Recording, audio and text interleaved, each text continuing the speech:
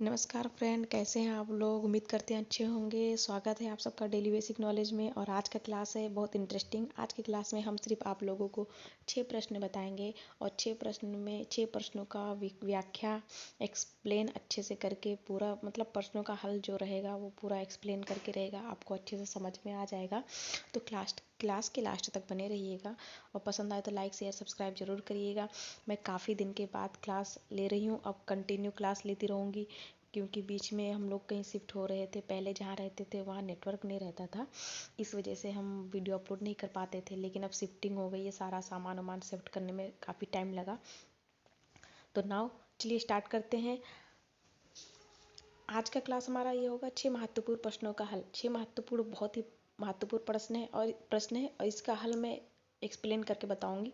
तो चलिए स्टार्ट करते हैं। आज का पहला प्रश्न है हमारा, भारत की पहली semi high speed train Vande Bharat कहाँ से चलती है।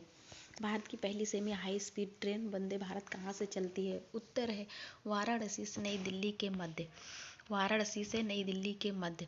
इसका एक्सप्लेन करते हैं। भारत की पहली semi high speed train Vande Bharat पर फरवरी 19 फरवरी 2019 में वाराणसी से दिल्ली के मध्य चलाई गई थी।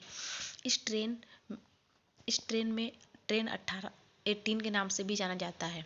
इस ट्रेन को ट्रेन 18 के नाम से भी जाना जाता है। चलिए आगे बढ़ते हैं। हमारा दूसरा प्रश्न है भारत देश का प्रथम कृत्रिम रबड़ किस नगर में लगाया गया है। भारत देश का प्रथम कृत्रिम रबड़ किस देश में नगर में लगाया गया है। उत्तर है पानीपत में। पानीपत में। एक्सप्लेन करते हैं, देखिए क्या है।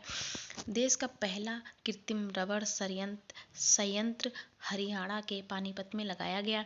इसका उद्घाटन नवंबर 2013 में केंद्रीय पेट्रोलियम और प्राकृतिक गैस मंत्री वीरप्पा मोइली ने किया। यह संयंत्र भारतीय सिंथेटिक रबर लिमिटेड द्वारा स्थापित किया गया है, जो Indian oil, TSRC corporation Taiwan और मारुबेनी कॉरपोरेशन जापान द्वारा परिवर्तित एक संयुक्त उद्यम है। ओके दोस्त फ्रेंड्स, मेरी तबीयत बहुत ज़्यादा ख़राब है। काफ़ी दिन से मलेरिया है, दवाई चल रही है, तो इसीलिए आवाज़ में थोड़ा प्रॉब्लम है। आई होप आप लोगों को समझ में आएगा। ना समझ में आए तो कमेंट्स में ज़रूर पूछिएगा। ओके फ्रेंड्स, चलिए आगे बढ़ते हैं। हमारा तीसरा प्रश्न है, भारत का ओसनिक नेशनल पार्क कहाँ स्थित है। भारत का ओसनिक नेशनल पार्क कहाँ स्थित है। उत्तर है कच्छ में। आइए एक्सप्लेन करके देखते हैं क्या है। भारत का ओसनिक नेशनल पार्क कच्छ की खाड़ी गुजरात में स्थित है। ओके आगे बढ़ते हैं। हमारा चौथा प्रश्न है, भारत में सबसे बड़ी तेल शोधनशाला कहाँ स्थित है। भारत में सबसे बड़ी तेल शोधनशाला कहाँ स्थित है। उत्तर है जामनगर में। आइए एक्सप्लेन करके देखते हैं। जामनगर तेल रिफाइनरी भारत की सबसे बड़ी तेल रिफाइनरी है। यह एक गैर सरकारी क्षेत्र रिलायंस इंडस्ट्रीज की तेल रिफाइनरी है। यह गुजरात राज्य में स्थित है। कुल क्षमता इसके अनुसार यह दुनिया की सबसे बड़ी रिफाइनरी है। कुल क्षमता के अनुसार यह दुनिया की सबसे बड़ी रिफाइनरी है। चलिए आगे बढ़ते हैं। हमारा पांचवा प्रश्न देखते हैं कौन सा है।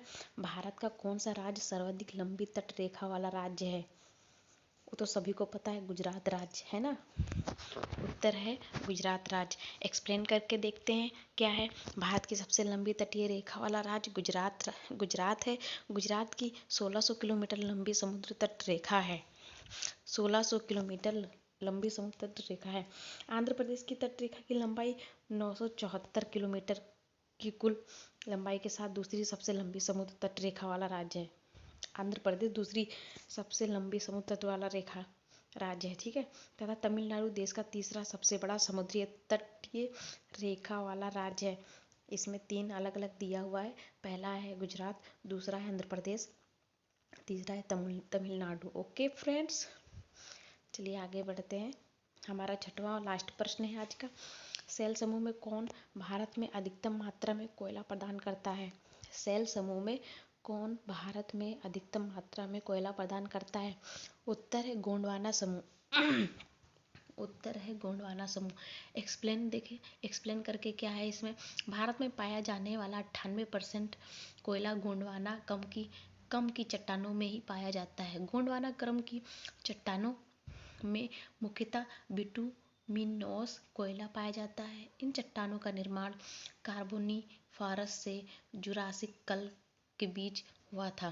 कार्बोनीफारस काल के दौरान, काल लिखा है, सॉरी फ्रेंड्स, यहाँ पे काल की जगह कल हो गया है टाइप, तो आप काल समझिएगा। ओके, जुरासिक काल के बीच हुआ था। कार्बोनीफारस काल के दौरान प्रायद्वीपीय भारत में अनेक दरारों का निर्माण हुआ। इन दरारों के सहारे भूमि धंसने से बेसिन नुमा घंटे का निर्माण हुआ। बेसिन नुमा घंटे का निर्माण हुआ। इन्हीं घर में तत्कालीन वनस्पतियों के बने से और उस पर हुई दब की प्रक्रिया से कोयले का निर्माण हुआ। उस पर हुई ताप तब व दब की प्रक्रिया से कोयले का निर्माण हुआ। वर्तमान में भारत में कोयला दामोदर, सन, महानदी, गोदावरी आदि नदी घाटियों में पाया जाता है। Thank you. आज का क्लास हम यही समाप्त करते हैं। फ्रेंड्स, ये वाला लास्ट का जो क्वेश्चन है, थोड़ा ये टाइपिंग में थोड़ा गड़बड़ हो गया है, क्योंकि मैं एक किताब पढ़ती हूँ तो किताब से मैंने लिखा है। आप एक बार जब भी इसको पढ़िए ना, तो एक बार आप खुद से गूगल पे या नेट पे देख लीजिएगा इस क्वेश्चन का आंसर, तो ही पढ़िएगा। थोड़ा टाइपिंग में इधर उधर हुआ है, क्योंकि बुक में भी सेम ऐसा ही था, ऐसे ही मैंने लिख दिया है। और मुझे पढ़ने में लग रहा है कि थोड़ा नीचे जैसे काल की जगह कल हो गया है, तो ऐसे आप थोड़ा देख लीजिएगा। बाकी क्वेश्चन आंसर सही है। चलिए मिलते हैं फ्रेंड आप लोगों से नेक्स्ट वीडियो में। तब तक के लिए नमस्कार। स्वस्थ रहिएगा, हैं, पढ़ाई करते रहिएगा। ओके।